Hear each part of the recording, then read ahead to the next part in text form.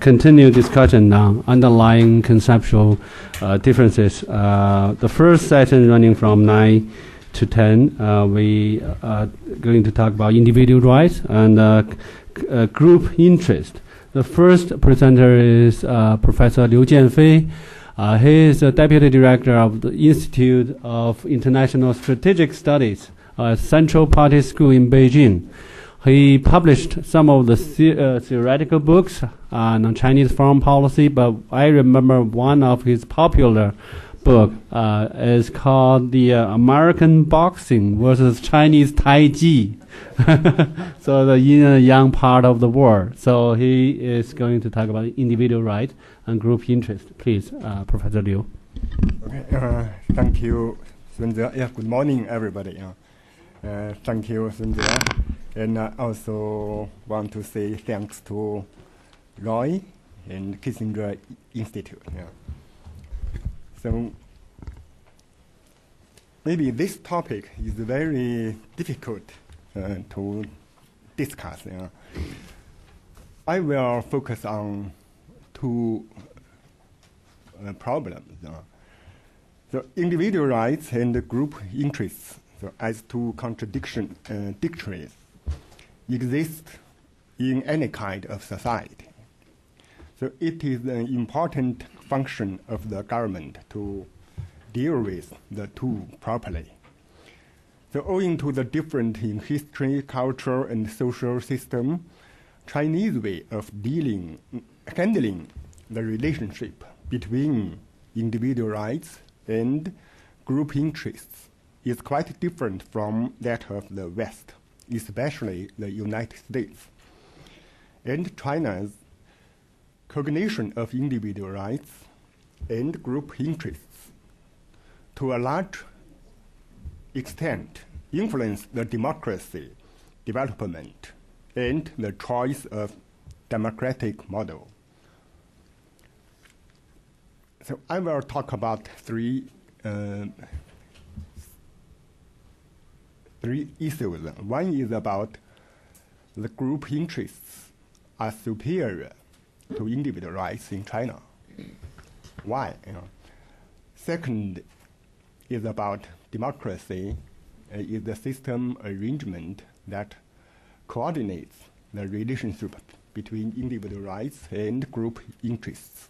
Lastly, I will talk something about Chinese democracy. About group interests, the relationship between group interests and individual rights.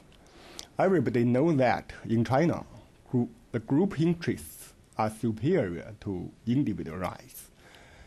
There are quite wide and deep background for that. So one is the feudalist tradition for about 5,000 years. Another one is the Confucianist thought, and also Marxism, and also Chinese political system. China has undergone feudalist society for thousands of years, and at that time, the power of the sovereign is superior to that of the individual. We can see that at that time, no any individual rights, only emperor's rights. The thought of Confucianist as the mainstream of the political culture of the feudalist China put more importance on group interests than on individual rights. When it came to the modern times, with the introduction of Western liberalism, the concept of respecting individual rights began to emerge in China. And at the same time, Marxism from the West also recognized individual rights. However, liberalism put high importance on individual rights. Marxism emphasized the unity of opposites between individual rights and group interests. So by Marxism, the relationship between individual rights and group interests is with two aspects. Firstly, individual rights and group interests are antagonistic to each other. Individual rights are based on individual rights, individual interests, while individual interests are quite different in nature from that of group interests, and there exists antinomy and contradiction between them. The expansion of individual interests is bound to damage group interests, and vice versa. The contradiction between individual rights and group interests determines that the two are mutually restricted. Secondly, there exists unison between individual rights and group interests. On the one hand, the so-called group interests are assemblage of the individual interests inside the collectivity and embodiment of the majority interests. Without individual interests, the group interests will become a log without root, or a spring without source, and which finally become the leader's interest of the collective. That's the same as oligarchy interests. And on the other hand, if the reasonable interests of a collective cannot be maintained, the collective may not be able to exist any longer or cannot develop effectively. And as a result, individual interests and rights cannot be satisfied. The relationship between group interests and individual rights is often depicted as that of a river and a streamlet by Chinese. If there is no water in the river, the streamlet will run dry. And if there is no water in the streamlet, the river will run dry too. The unison between individual rights and group interests determines that the two are mutually dependent. Whether a nation or a society or a party and organizations like these, the development of which depends on the existence and development of individual members. And without individual rights and interests, whose existence and development cannot be sustainable, and vice versa. The Communist Party of China is directed by Marxism and emphasizes the unity of opposites between individual rights and group interests, where the focus in different period of time is different. China has put more importance on group interests during the period of planned economy. As far as individual rights are concerned, what has been given prominence to are rights of existence and some political rights, and the right of property has been relatively neglected or excluded.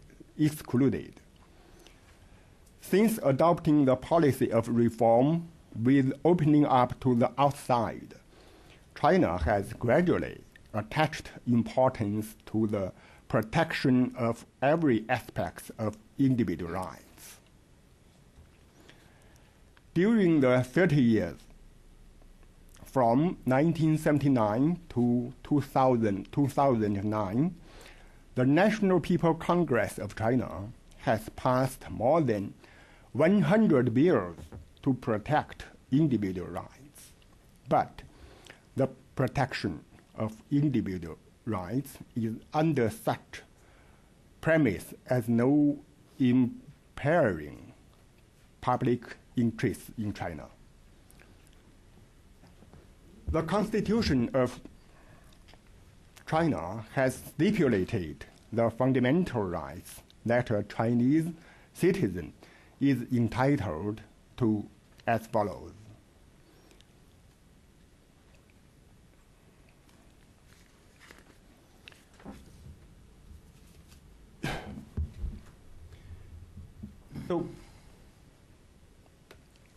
But at the same time, the Constitution of China has also stipulated that citizens, in exercising their freedom and rights, may not infringe upon the interests of the state, of society, or the collective, or upon the lawful freedom and rights of other citizens.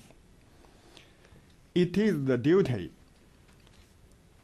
of citizens to safeguard the unification of the country and the unity of all its nationalities. Citizens must abide by the Constitution and the law, keep state secrets, protect public property, observe working discipline and public order, and respect social ethics.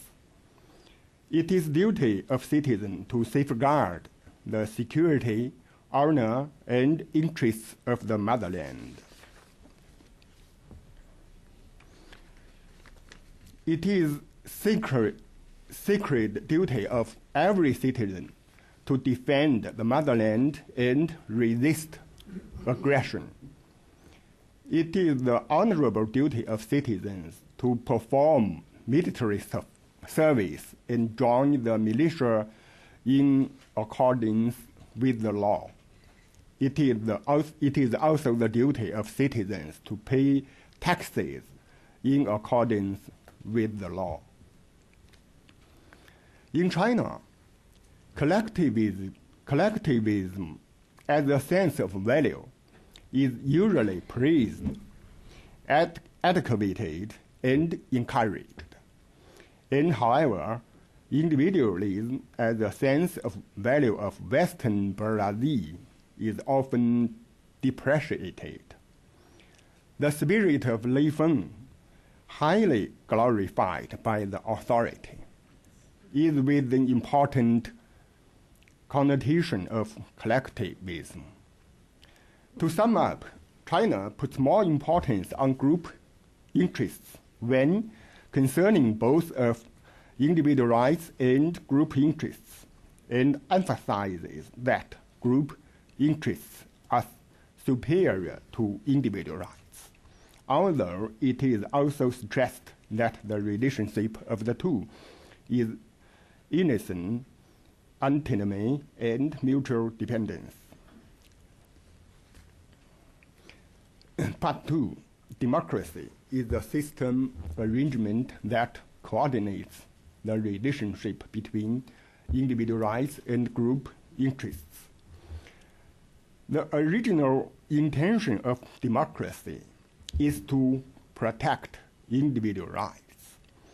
Under the despotism system, during some certain period of time, such as enlightened emperor, individual rights can be respected, but that is not the normalcy. The Western democracy is established and developed in the direction of humanism, whose aim is to protect individual rights and freedom.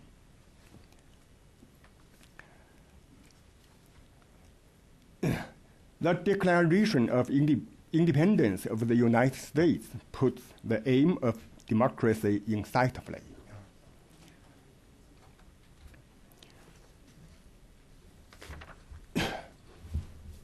However, no society can endow the individual with absolute freedom and boundless right. Absolute freedom and boundless individual rights are bound to lead to anarchy. So only excellent democracy can protect individual rights effectively. The U.S. Constitution makes balance between individual rights and group interests. Now, let me talk about some Chinese democracy. So the benchmark of good democracy is whether it can harmonize the relationship between group interests and individual rights. The model of the democracy is less important. Chinese democracy is suited to Chinese situation. So the Communist Party of China is the only governing party now. They have a very deep history reason. Then China have a large population with great differences. This is another very important situation for China. For China, development and stability are priorities, then democracy. Collectivism is one of the core values in China. The group interests are superior to individual rights. So, China democracy can be viewed on four aspects. First is theory. Second is practice. And also problems and prospects. For theory, we should know that democracy is the aim of China.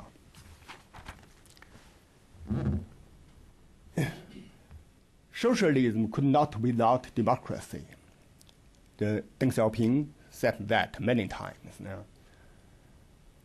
Now China wants to build up three civilizations. One is material civilization, second is spirit civilization, third one is political civilization. Democracy is a big factor of political civilization. When Hu Jintao, as the party leader, he mentioned harmonious society. So democracy is a very important part of harmonious society.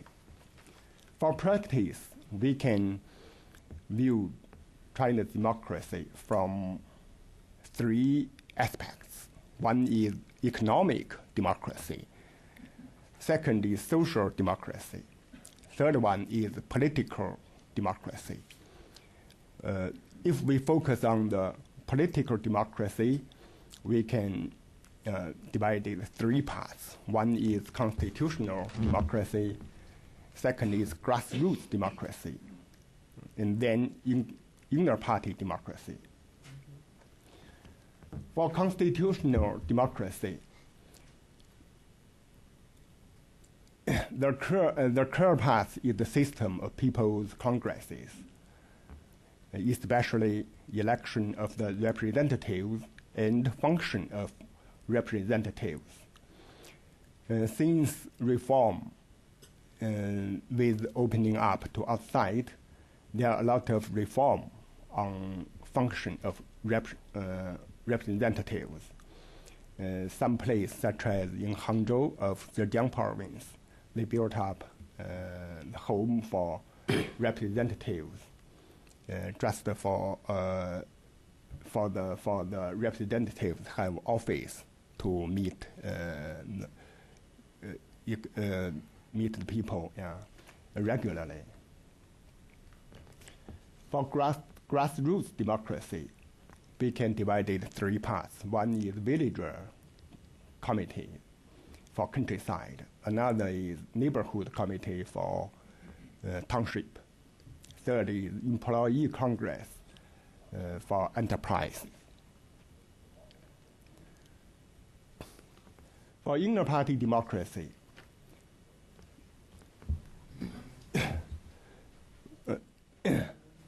there are a lot of development on democracy rights of party members and system of inner party election, and also system of party congress. So a lot of cities and the counties make a lot of reform, built up standing system of party congress. I also want to say something about social democracy. The social democracy can be focused on NGO. The picture is a lady. She had been a teacher in primary school. Later, he created a farmer association in Yongji city of Shanxi province. For social democracy, we also can focus on independent mediums such as Caijing and a lot of medium like that, and also independent research institutes, also internet. Of course, there are a lot of problems for Chinese democracy. We also can view the problems from practice, theory, and foundations, especially the political culture and the civil society is quite weak in China. But we can see the prospect of Chinese democracy. I believe that it will have a very bright future, but a long road. Chinese, especially Communist Party, have to do a very hard job.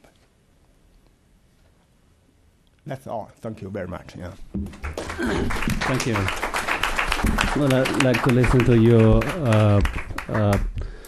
comments on the inner party democracy later on. Now we have the second speaker, Jamie Housley. She's the Deputy Director of the Yale China Law Center. Please, Jamie. So is this working? Can you hear? Okay, great. Professor Liu, thank you so much for that absolutely wonderful and thoughtful presentation. I mean, it was so clear and laid out so many nice issues that I am hoping to address as well. And plus, you saved me the task of having to discuss some of the more philosophical sides. You know, I'm a lawyer by practice, and I like to get right down to the practicalities of the business at hand. This issue of individual rights versus collective interests, I think, really underlies fundamentally all of the issues involved in the U.S.-China relationship. But I also think that in some ways we are placing them too much in opposition. And I actually don't think that our countries are that different in terms of how we think about some of the issues. Where we are different is how we organize ourselves and the institutions we have set up to take care of these. It is true China has a lot more people.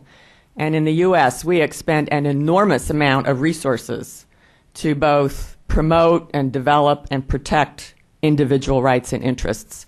And I know sometimes our Chinese colleagues are horrified.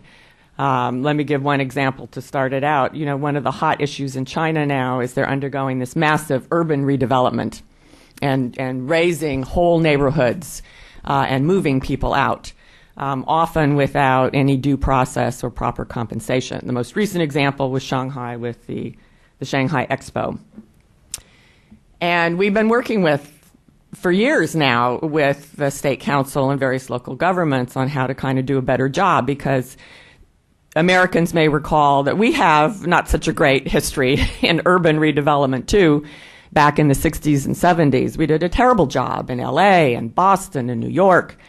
terrible, terrible outcries, which led not only to constitutional law development, but a new federal law and a lot of state law about this. And one example is New York City, which is similar to Shanghai. And we brought people over and talked about, how do you do this in New York? And again, they're horrified.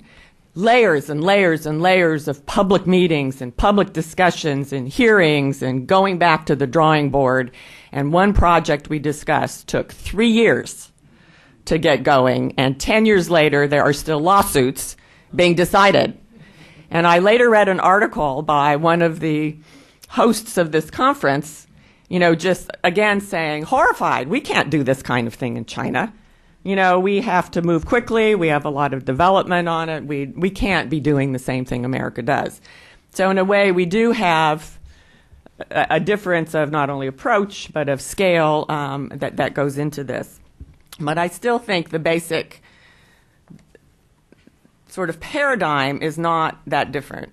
We start from the basis that collective interests are built around and based on individual rights. I don't think there's such an opposition. In theory, they should be the same thing. The question is, who defines the collective interest? How is that defined? And how has that changed over time? China today is very different from China 2 years ago or 5 years ago. It's the same thing in the United States. Nothing stays the same, and we are constantly changing. And the more I thought about this issue, the more it struck me that this really is the crux of the problem. First of all, this is about perceptions, and so I want to talk a little bit and back up before I get into this, that actually in America we have some negative perceptions of the treatment of individual rights in China, but we also have some very long-standing positive ones. We have the image of the noble scholar official in China standing up to the emperor at the risk of being beheaded or exiled, to say what he wants to say. We have the whole tradition of what we call meritocracy, civil service. Where did that come from? China. Chinese talk about China as being a feudal society, but having lived in India, let me tell you, China is not. China is much more like America. China, like America, is a place where anybody can do anything they want. They are not forbidden by, these days, class or economic condition or anything. Chinese can live the American dream just like the Americans can. And I do think this is a strong image in America. Ambassador already mentioned The Good Earth. I don't know how many of you, particularly younger people, have ever read this book. But it did have a positive impact on Americans because these were noble people fighting, a lot of individual involved. So I think on a people-to-people basis, there's a strong and positive image in America of Chinese individualism, of heroes, of people who are working hard and doing a good job. The negative perceptions come from that other level, which is the government to government or people looking at government action.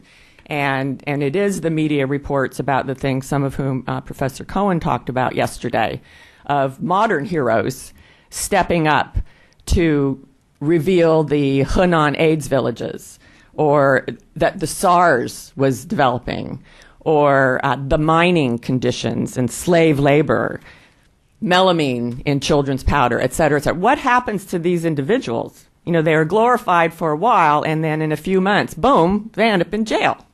And so what kind of image does that create for America? That's sort of not such a positive image. So we have a variety of different images, I think, on different levels going on in the perception of individual rights and collective interests. But I really would like to return to this issue of, in China, how do you define the collective interest? And in America, how do we do it? Now, obviously, simply, in America, we have a variety of mechanisms. We have elections, but that's very indirect. I'm not in touch day to day with my representative in Congress at all. I may be more with my local guy, but that's very indirect. But it's good. It's something, it's a backup. It's like being able to go to court and sue. I mean, you can elect the guy out of office if you really think they're doing wrong. More and more on a day-to-day basis, we have developed in America, as you know, a whole variety of interests that permit individuals to associate, to come together around shared interests based on individual interests. And sometimes these are short-term goals, and sometimes they are long-term goals. Sometimes they are social activism. Reminds me of the woman in Tianjin who went around and founded a group to collect batteries because she had read that batteries have a bad, effect, and she got a little organization going. Well, we can do that in the United States with no control. Well, I mean, why should the government care, that we're getting together and doing something to promote our individual interests through a shared collective common goal? And then, of course, this goes up into, higher levels, including political, and the whole development of what we call civil society. The two issues I wanted to talk about where I think the individual versus collective interest shows up and affects perceptions here. The first one is this issue of NGOs and civil society and how they are viewed in America as so important and so essential to our trying to work out a good democracy, and our really puzzlement and lack of understanding about why in China NGOs and civil society are often seen as in opposition to the government or something that can't be trusted. The second and related issue I would talk on is the whole treatment of criticism and dissent.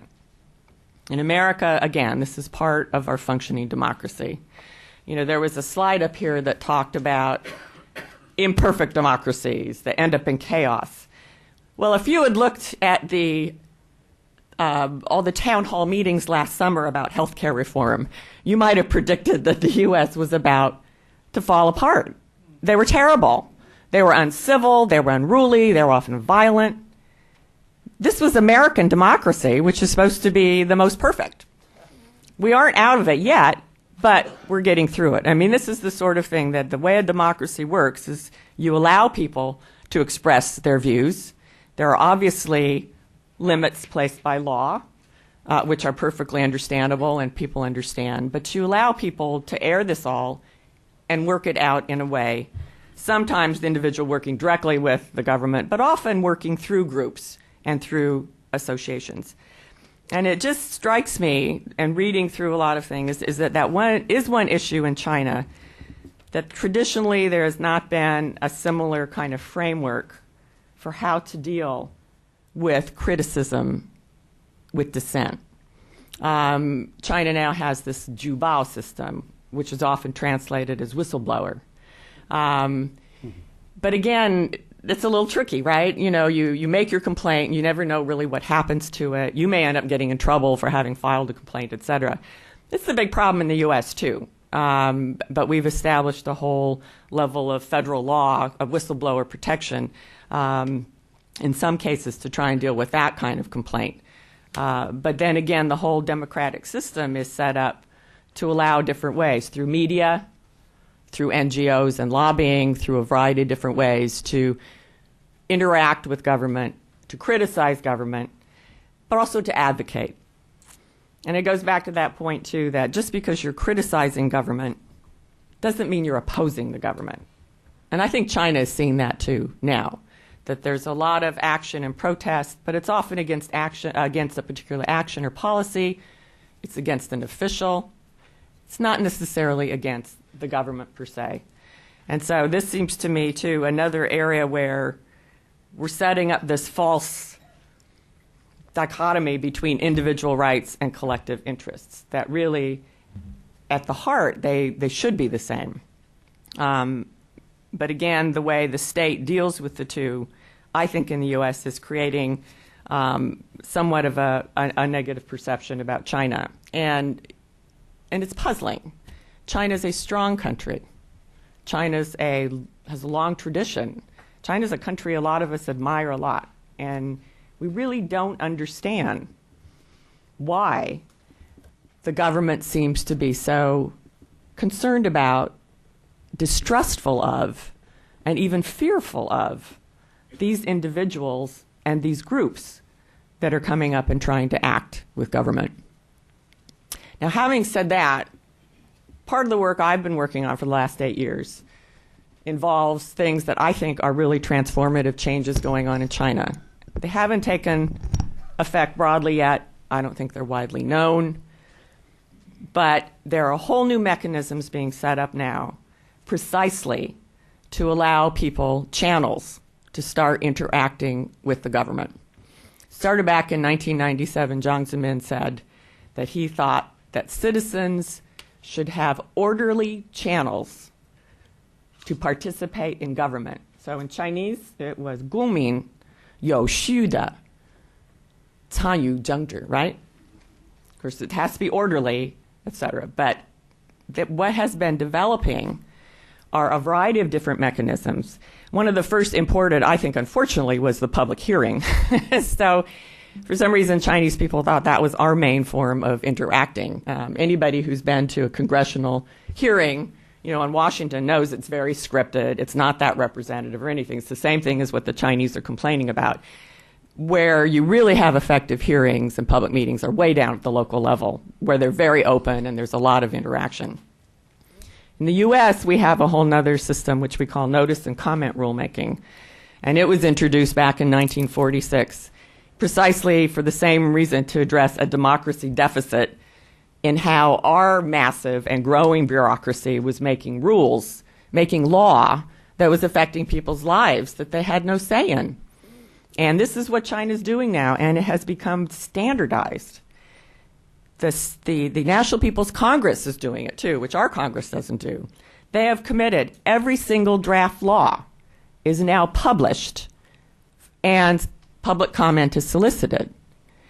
The State Council, every single draft regulation is made public, and comments are solicited. And this goes all the way down to the local levels, to the local people's congresses, to the local governments. So this is sort of the first step. This is very reminiscent of the mass line in a way, all right? And this is part of like a Chinese tradition where to make policy, the idea was always you go down to the masses, you pool the wisdom of the masses, you bring it up, and then someone makes the decision, whether it's the emperor or the Communist Party. And in the past, and today to a great extent, this is sort of still a black box. So to me, the most exciting new element in this is not just starting to make things public and asking for the public to make input, and not just experts and scholars, but general public, is that the Chinese government is beginning to realize they need to make an explanation of their action and their decision. And to me, this is the key between the individual and the government. Individuals making comments need to know that someone in the government's listening to them. This is just a very fundamental thing. And the other thing is that the government, in a country where you don't have democratic elections, this idea of having to explain your action is a step toward government accountability. Chinese government's very worried about abuse of administrative discretion, very worried about corruption. They're beginning to work on open government. They've passed open government information regulations, etc. But it seems to me, the more I think about it, that one of the keys is this idea that every government action should be explained to the people. And part of what they're doing in this rulemaking and decision-making is what they're supposed to do is summarize all the kinds of comments they got, just like we would do, and why they were rejected or how they were accepted. But the idea goes even farther, and it's beginning to show up in Chinese law. Someone mentioned yesterday, I think Dean Wong, this administrative licensing law. This is really an incredible law, if you think about it. It's the only law in the world about this. And the reason they passed it was not to allow China to impose more licensing permit requirements. It was to curb them. And for the first time in that law, they had the idea that no government should pass a permit or require a license if the matter can be handled by the market, by associations, or by individual initiatives. So the whole idea of it was to limit it. And in that law, they required that if you apply for a permit or a license to open up a food stall or whatever, and you're denied, the government has to explain to you why. Now, this isn't always being done yet, but this concept of the explanation, the shuoming, and in the other they call it the fanquei, the feedback, I think is very exciting. And I think it really does feed into a new dynamic going on between the idea of the individual right or interest and the idea of the collective interest. You've got to explain why you decided this is in the collective interest to that individual. So, in conclusion, I was very struck that the namesake of this institute, Henry Kissinger, was on Charlie Rose a few years ago, about the time of the 17th Party Congress. And he said, you know, the action, what to look for in the next decade is not elections in China. It's the growth of participation. And I think that's what I see happening, and that's what I would call the democratization. You know, where it's going to go, I don't know. But I see it happening, and I think the new part, which is very important in terms of this relationship between the individual and the state, is this new element of the state being required to explain itself. Our own government needs to do a better job of that, too. And that is exactly part of the new Obama administration moves. I mean, you know, we're both working on doing a better job. But I think I'll probably end there so we can open it up and have some questions. Thanks. Yeah. Thank you very much. I think you raised a very critical question that why China treated NGO, civil society, opposite to the government, and how to deal with this criticism. We do have a self-criticism. Right, yeah. And I, over the last 10 years, I've been advocating some kind of a constitutional soft landing strategy in China. Because if you tell the Chinese leader, Chinese people, the Western style of democracy, that won't work. Yeah. People don't understand the mechanism. The people are always talking about the low efficiency, lack of efficiency of the government. And so the American model of democracy lost is what I call institutional attractiveness to a lot of Chinese people. So what I have been arguing for, because Professor Liu have listed it, citizens' right in Chinese constitution. So you don't change the constitution, you just fulfill that people's right. And also you just China can copy its own experiences, because back to 20 years ago, 30 years ago, Chinese people knew nothing about market economy, but began to set up special economic zones, began to import Western technologies. So after 30 years, you see the sea change. So what I'm advocating is something like we begin to import political skills, what I call political skills, step by step, how to do the public hearings, how to understand that people stably understand the budget, understand the figures, how to have institutional homes for NPC, lawmaking, meeting people, this kind of people-to-people contact activities. So for the next 20 years, if you do this, have this kind of action plan or strategic choice, then you will see the difference. You will see the Chinese political landscape will be changed. So, Jerry, let you raise the first question.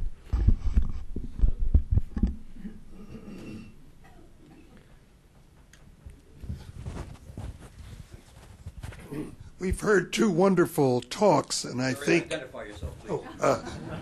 Jerry Cohen, NYU Law School. Thank you. We've heard two wonderful talks, and I think they take us down the beginning of a road of mutual clarification. And I learned a lot and was very happy I stayed for this. I feel the Professor Liu has made a very good contribution in clarifying different kinds of democracy. But I feel your overall introductory definition is much too broad. You say democracy is the name of the system of relationships that coordinate the relation between individual rights and group interests. But so is repression. In other words, one way of coordinating group interests and individual interests is repression. You repress the individuals. But we wouldn't call that democracy. And that's part of the problem we have in our perceptions of China.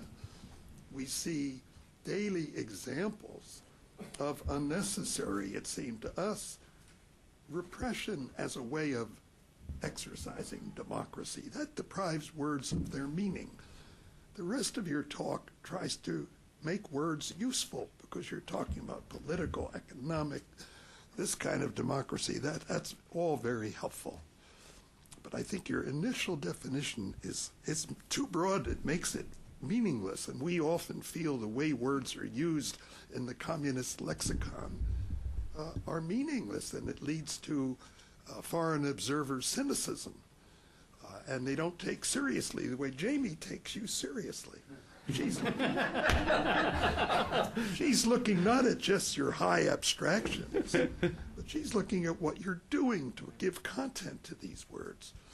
One of our most famous jurists, Chief Justice Charles Evans Hughes, once said, "The words of the Constitution are empty vessels." An institution, the court, pours meaning into these vessels.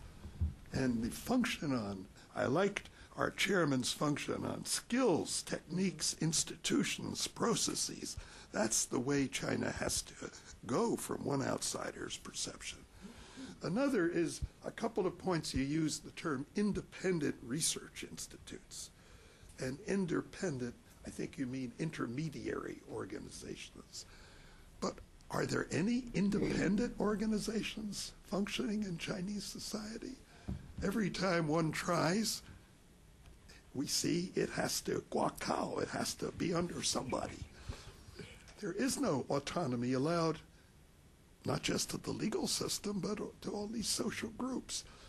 And I think the party, for its continuing utility, function, contribution, has to learn to live with at least limited degrees of autonomy through the whole range of social and political institutions. Finally, just one point I'm curious about.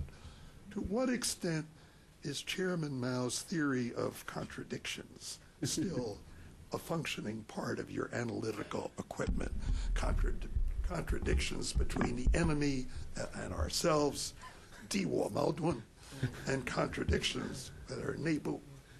Or is that passé no longer? Because it's highly relevant, of course, if you're thinking about how to settle disputes in the legal system. I just don't know, has that aspect of his body of work made the transition? Let him answer later. Please give the mic to the lady in front. Yeah, please. Thank you. I'm Rose Chen, Rose Group for Cross-Cultural Understanding. I'm not a legal scholar or expert, but I just want to share with you my personal experience. I was born and raised in Taiwan. And I think the things we talk about, I don't think it's uniquely a communist problem. It's a Chinese issue because I certainly, from Taiwan, as you know, have gone through 60 years of experiments, messy, very messy to start with. And then the other concept I want to share with you, Dr. Sun Yat-sen, the founding father of the Republic, he's Western trained and he understands the Chinese unique issues, population and education level and all that. So he has proposed to go through 3 different stages to reach democracy.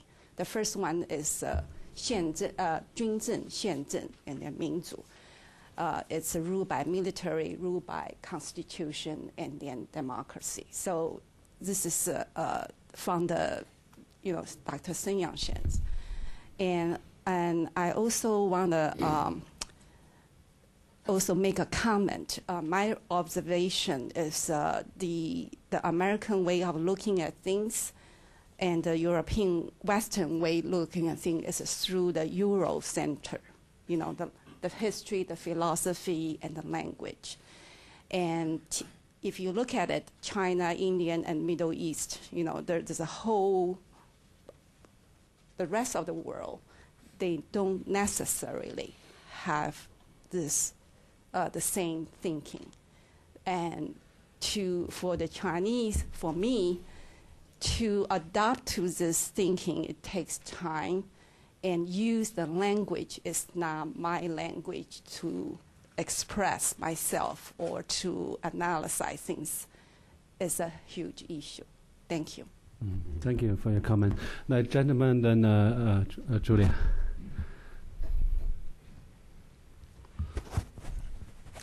I'm Stanley Kober with the Cato Institute. The philosopher George Santayana defined patriotism this way: to love one's country, unless that love is quite blind and lazy, must involve a distinction between the country's actual condition and its inherent ideal.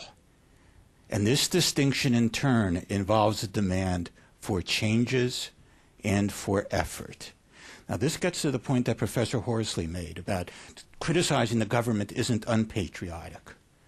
By Santayana's definition, it's absolutely necessary, because the condition will never be the same as the ideal. And so if you are the true patriot, you are trying to move the condition of your country closer to its ideal. So my question to our Chinese participants, what for you is the inherent ideal of China now? Very good, good. Ambassador Julia Chang-Block.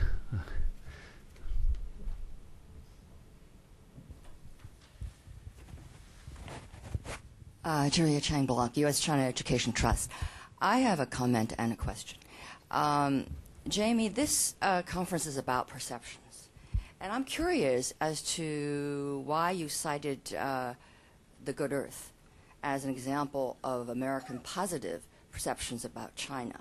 Because I think those of us of a certain age know about Pearl Buck and possibly have read The Good Earth. But I would fathom that most of the people in this room don't know anything about it at all. And that kind of a positive perception of China, I think, would be pre-1949, which I don't think makes any sense today. And I think it's very important for us to not leave our Chinese colleagues the impression that the positive and the negative perceptions about China are so balanced as you would make it out to be. Because I would borrow a phrase from you, that in certain corridors of our country, I would just cite the U.S. Congress for one, they would be horrified to hear that our two countries are so similar, or almost the same. So I make that comment, and perhaps you can explain. My question is also, you know, I am not a lawyer, and you cite, and I think Jian Fei also cited hundreds of laws passed in China that appear to be moving the country towards whoever's definition of democracy, be that as it may. But nevertheless, the distance between law, passing a law, and implementing a law is horrifically wide. And I wonder if you might comment also in terms of the actual implementation of the law as opposed to just legislating. Thank you. I don't get an answer yet. I give one last question to our anchor lady. Our anchor lady, right? Thank you very much, Professor Sun, for giving me that opportunity, and thank you for the two wonderful speakers. I think you approach the subject from very different yet both fascinating perspectives. I have some questions for Jamie. First of all, I love juicy examples, and you did give some in your speech. There are something you mentioned about the city development in New York, which takes 3 years to debate, and 10 years later there are still lawsuits. Can you elaborate more on that? We love that. And also, you talk about the healthcare reform, the debate, and the public hearings. I really missed the fun. I think you didn't miss any. The uncivil, the unruly, and the violent.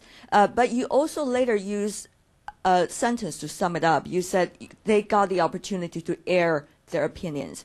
So it made me think as to what exactly this democracy is all about. Is it about an opportunity to air your opinion, or is it about really the chance to get individual input into the whole legislative process? I understand there are debates between the Chinese side and the U.S. side about so-called individual rights and collective rights, but I wonder, without collective, how can I say, summing up of the individual rights, how would any legislative process come up with any specific documents eventually? And how much of the local politics, for example, which is eventually contributing to the congressional votes, how much of each public individual's input can be into it? There will be people who are happy and who are not. So And if I could, Professor Sun, I know I shouldn't raise a question to you, but to the two speakers.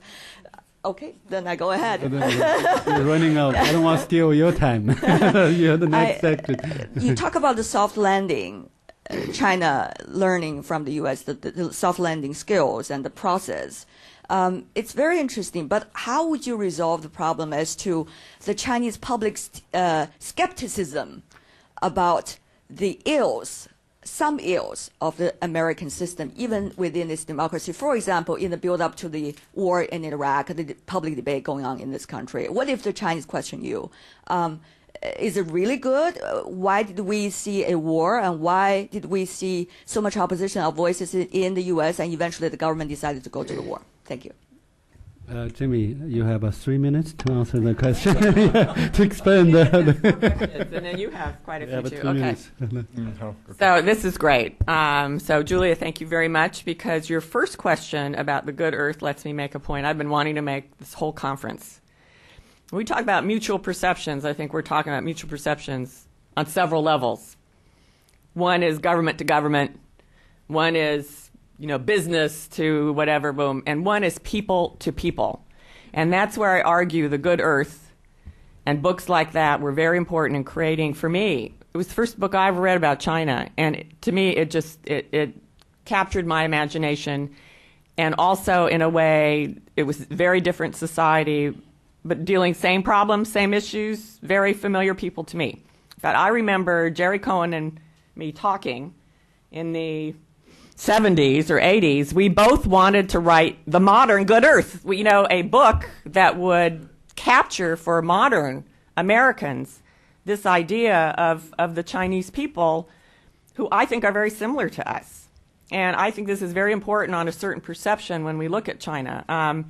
The first time I actually moved to Beijing, I had lived in Taiwan before that. I moved to Beijing, and I was astounded, the same sense of humor. It was so familiar to me, and I felt so at home on that personal level, which I think is important, because on a person-to-person basis, I have to tell you, a lot of Americans think still that Chinese do not value human life. This is a very common perception for a whole variety of reasons, some of which dates back to Mao's infamous quote about, millions more Chinese we can send in the event of an atom bomb or whatever it was he said.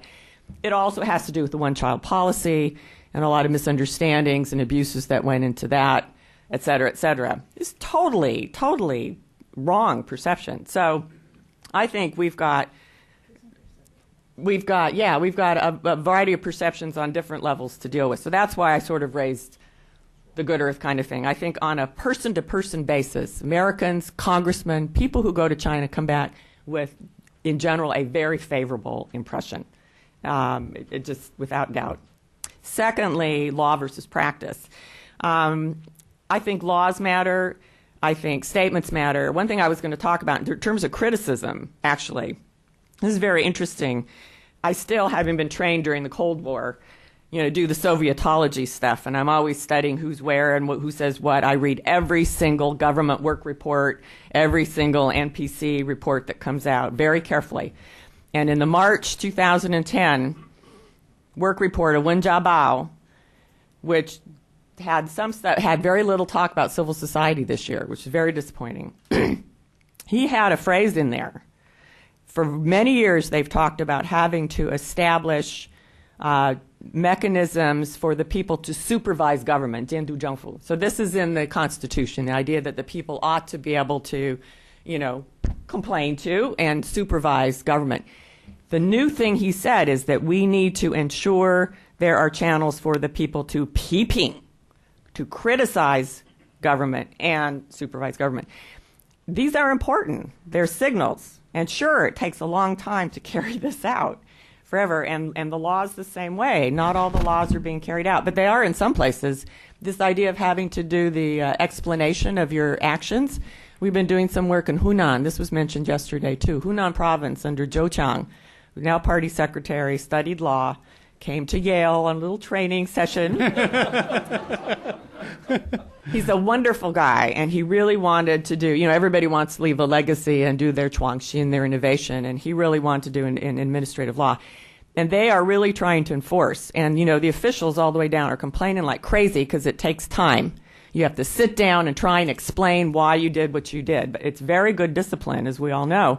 And they're actually doing it in every case? No. But I do think laws matter. I think policy statements matter. And yes, it takes a long time to put it in practice. But it's true in the United States as well. So that was the second one. Third one, New York. This situation here. So New York had a terrible experience during urban redevelopment. They cut the city right in half, destroyed neighborhoods. It was just awful. And they put in place this law called ULURP, which a lot of Chinese scholars have now studied, including Wang Liming and others, which calls for it's the uniform land use, blah, blah, blah, whatever. But anytime you want to start using or taking land for a public purpose, you have to go through a series of hearings. And what's good about it is you start early, so people get time to get used to the idea. Nobody wants to move. Nobody likes to have their house taken. But, you start working and you deal with the community, you revise the plan, you have a bunch of hearings all the way up. And at the end of the day, even if some people disagree, you go ahead and you do it, but they still have the right to go to court. And by that point, they probably can't change it, but they can argue about compensation. So it's a very due process type thing. And some of you may know China now is in the process of trying to revise these very controversial regulations on taking land in urban. There were some self-immolations a year ago that sparked it. Chinese government's been working on this too, but a lot of what they're looking at doing is putting in place some of these due process things. Earlier notice, give people an actual chance, to raise their opinions. Compensation is a big thing, make sure they get it, et cetera, due process. Which raises the other issue, is airing a view enough if you don't have an actual input? And of course in the U.S., you air your views to the federal government, who knows what your impact is actually going to be. But at the federal government, for all laws, we have this very extensive legislative history. You can read all the speeches. You can understand why it came out the way it did. You can understand the compromises that were made. And what I think is important, too, is that it's part of a system is that you have another chance down the road because they're going to revise that thing. It's not going to stay the same. Local level, I think you have a much more chance for an actual input as well. But it's the same process that we found over and over again, and I work a lot with government agencies and businesses, that they lobby for a result, and even if they don't get what they want, they were at the table explaining themselves, they get an explanation back. They may not like it, but they can live with it. And again, this is a big issue for China, is how do you get people to comply with the law so you don't have to spend so much time enforcing it? Well, you got to start way back at the beginning at the time you're making the law. And that's, a very important Thank you. The process. Yeah. Yeah, Jamie. Yeah, please. 2 minutes. 2 minutes. Sorry. I think no too much specific question for me. Yeah. I just answer one question Ideal from type. ideas for China. I think for China there are two ideas. One is modernization. One is democracy. Everybody knows that during 五四运动 in 1919.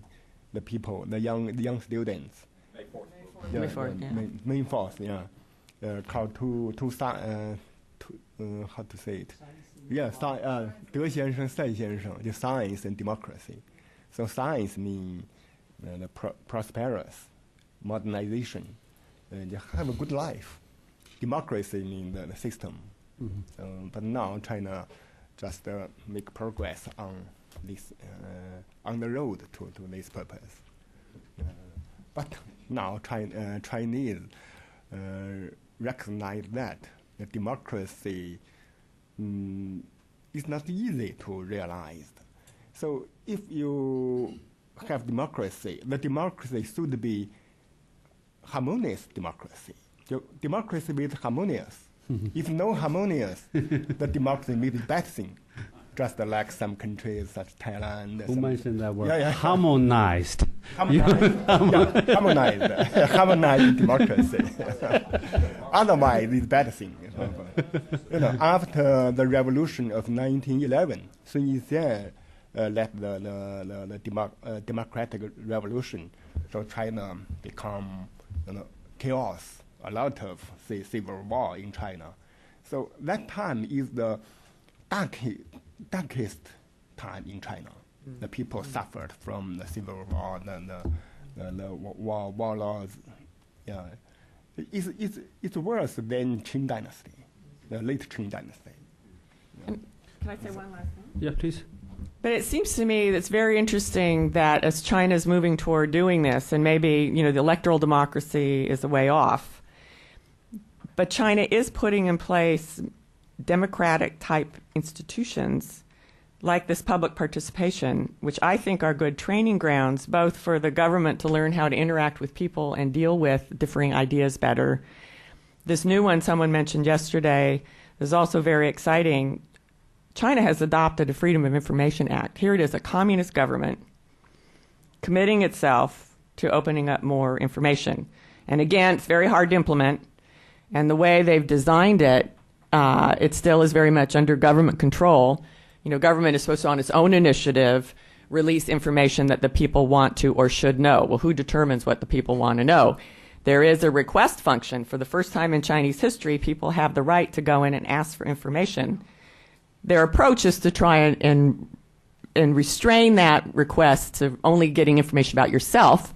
But the purpose of this was to help curb corruption. So you're supposed to be able to ask for information about government operations. And one of the big changes already we've seen is budget transparency. It was through requests for information about China's stimulus plan and about their national budget, and requests all the way down at local levels that have led to a whole new change and a decision that no longer is the budget a state secret. And it's going to be gradually being made more and more open. And so I find it very interesting that China's experimenting with institutions that we traditionally associate with Western-style democracies, even while trying to do it under one-party rule. Yeah, thank you very much. I'll spend 1 minute to answer your question. I'll give you more time later on next session. And I think these on the skepticism of the American model of democracy first is related to how American trying to build up a soft power. How do you fix your own problem? Setting up a good image. Now think about how strong you are, but think about how good the country is. If you build up the good country and the people are prosperous, Chinese people will follow. Because in American philosophy, you have one way to go abroad, trying to find the bad guy, trying to kill them, and a quick and draw, and that's like a Western movies, cowboy movies. But you have another model to build up the clean the house at home. You set up a role model, so people abroad will follow American, democracy. So that I strongly appreciate the second model. So.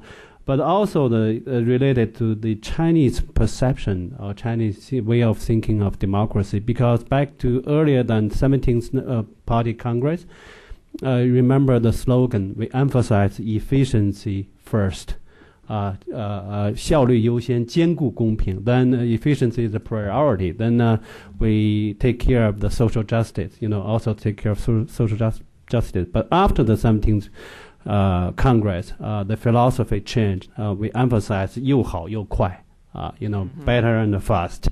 We emphasize better, good quality first, and social justice first. So that's related to the Chinese people's self-learning process of how do you understand the concept of democracy. Okay, so we're gonna have a 15 minutes break. Come back 11:30. Okay, thank you very much. Yeah.